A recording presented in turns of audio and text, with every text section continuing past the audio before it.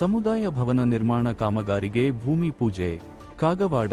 ರಾಜ್ಯದ ಮುಖ್ಯಮಂತ್ರಿಗಳ ವಿಶೇಷ ಅನುದಾನದಲ್ಲಿ ಕಾಗವಾಡ ಮತಕ್ಷೇತ್ರಕ್ಕಾಗಿ 25 ಕೋಟಿ ರೂಪಾಯಿ ಅನುದಾನ ಮಂಜೂರಾಗಿದೆ.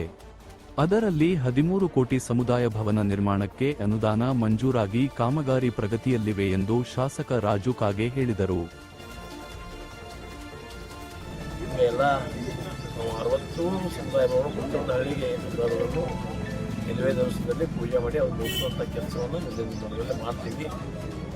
ಮತ್ತು ಕೆರೆ ತುಂಬು ಯೋಜನೆಯನ್ನು ಸಹಿತ ಮೊನ್ನೆ 160 ಕೋಟಿ ಅದು ಸಹಿತ ಕೆಲಸ ಪ್ರಾರಂಭ ಆಗಿದೆ.